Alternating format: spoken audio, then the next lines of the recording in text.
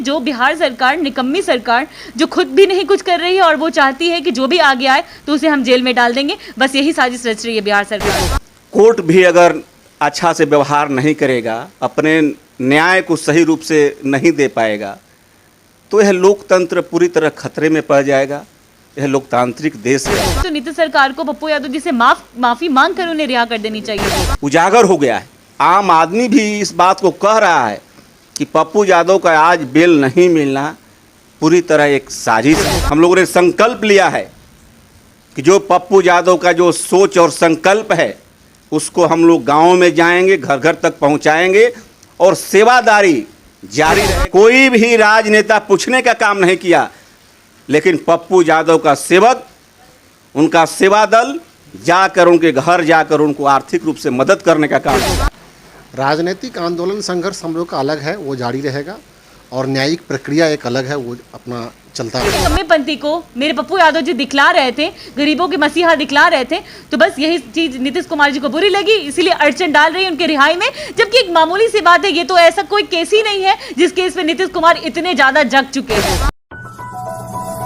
नमस्कार, आप देख रहे हैं लाइव लॉन्ग बिहार। मैं हूं पिंकी श्रीवास्तव। अभी मैं जाप सुप्रीमो पप्पू यादव जी के आवास पर मौजूद हूं। जैसा कि आप सब जानते हैं कि पप्पू यादव जी के रिहाई के लिए आज डिस्ट्रिक्ट कोर्ट में याचिका थी, सुनवाई थी उनकी केस की। आइए हम जाने उनके कार्यकर्ताओं से कि उनकी जो रिहाई की याचिका थी कोर्ट के द्वारा खारिज कर दी गई है, इस बारे में उनके कार्यकर्ताओं का क्या कहना है। नमस्कार सर, आज जो रिहाई की याचिका कोर्ट में थी, आज सुनवाई थी उनका और याचिका खारिज कर दी गई है, इस बारे में आप क्या कहना चाहेंगे। देखिए, पूरे बिहार और देश के न्याय प्रिय लोगों का आज विश्वास था कि जन सेवक श्री पप्पू यादव जी का आज रिहाई हो जाएगा, क्योंकि केस में बहुत दम नहीं है। 32 वर्ष पुराना केस है। उसमें भी जो केस किया था उन्होंने स्वयं मीडिया में आकर बोला कि हम लोग कन्फ्यूजन में केस किए थे और सुलहनामा भी कोर्ट में डाला गया था। लेकिन एक साजिश के तहत जो जन सेवक पप्पू यादव ने लगातार 1 माह तक कोरोना महामारी में जब कोई बिहार का लीडर अस्पताल नहीं जा रहा था, तो उन्होंने अस्पताल से लेकर शमशान तक जाकर लोगों को ऑक्सीजन, बेड, दवा दिलाने का काम किए, आर्थिक रूप से मदद भी करने का काम किए। जहां निजी अस्पताल के द्वारा आम लोगों का आर्थिक शोषण हो रहा था, वहां पर भी जाकर मदद करने का काम किए। एम्बुलेंस, जो एक छपरा सांसद के घर पर 40 एम्बुलेंस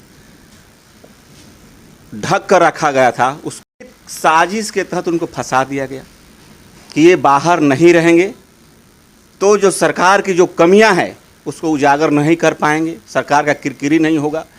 जबकि जब माननीय मुख्यमंत्री नीतीश कुमार जी जब कहते हैं कि हम किसी को न बचाते हैं न किसी को फंसाते हैं, तो उनको चाहिए था कि जिस तरह से पप्पू यादव ने सत्ता पक्ष और विपक्ष दोनों का काम करते थे, विपक्ष के रूप में जो सरकार की जो कमियां उसको उजागर करने का काम करते थे और पक्ष के रूप में वो सभी लोगों को मदद करने का काम करते, तो उनको तो पप्पू यादव को शाबाशी देना चाहिए, उनका स्वागत करना चाहिए कि एक नेता हैं जो सब लोग घर में जब बैठे हैं तो वो अस्पताल में घूम रहे हैं।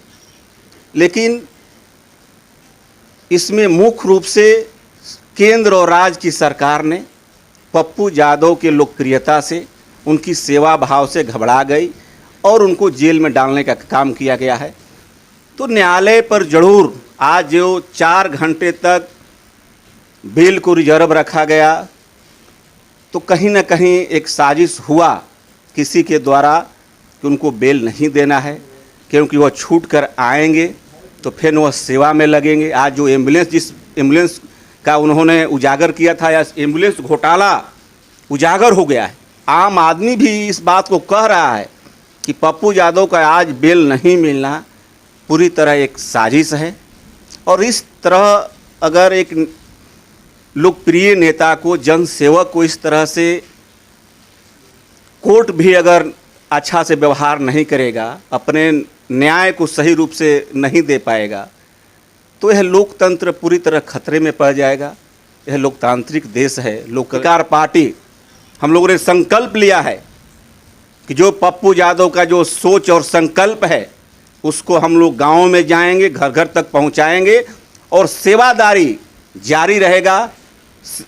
जन अधिकार पार्टी का सेवा दल हर व्यक्ति तक खाना पहुंचाने का काम करेगा, उनको मदद करने का काम करेगा। आप लोग देखे होंगे कि 2 दिन पहले जो एक अगले साल कोरोना में एक बेटी ने अपने बाप को साइकिल से चलाकर घर पहुंचाने का काम किया था, उनके पिताजी 2 दिन पहले डेथ कर गए।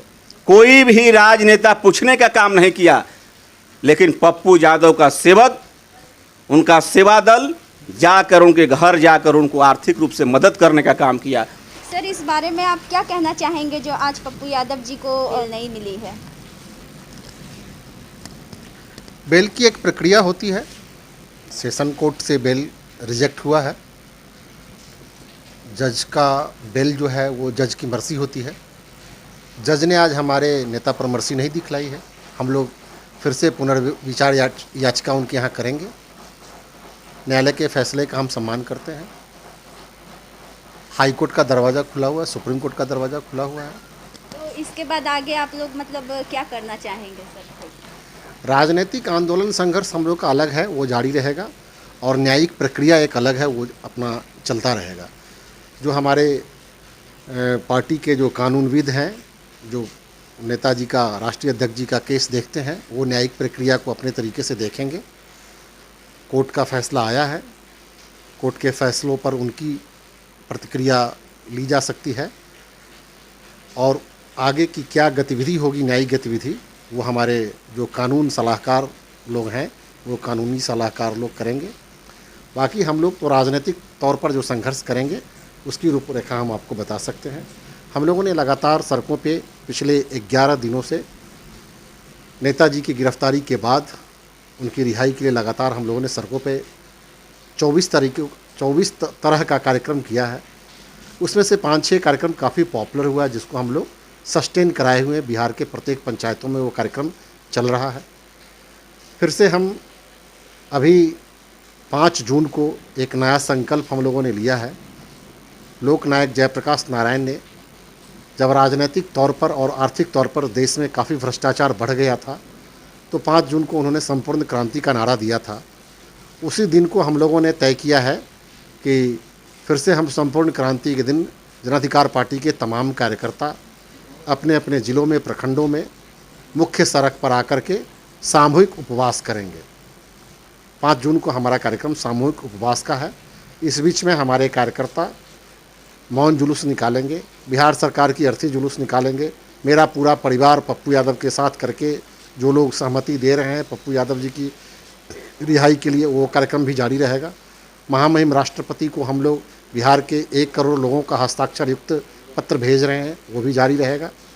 जो कार्यक्रम हम लोग का है वो जारी रहेगा, और न्यायिक प्रक्रिया अपने हिसाब से हमारे कानून के जो सलाहकार लोग हैं वो अपनी न्यायिक प्रक्रिया को जारी रखेंगे। मैम, आज जो पप्पू यादव जी को रिहाई के लिए बेल नहीं दी गई कोर्ट के द्वारा, इस बारे में आप क्या कहना चाहेंगे?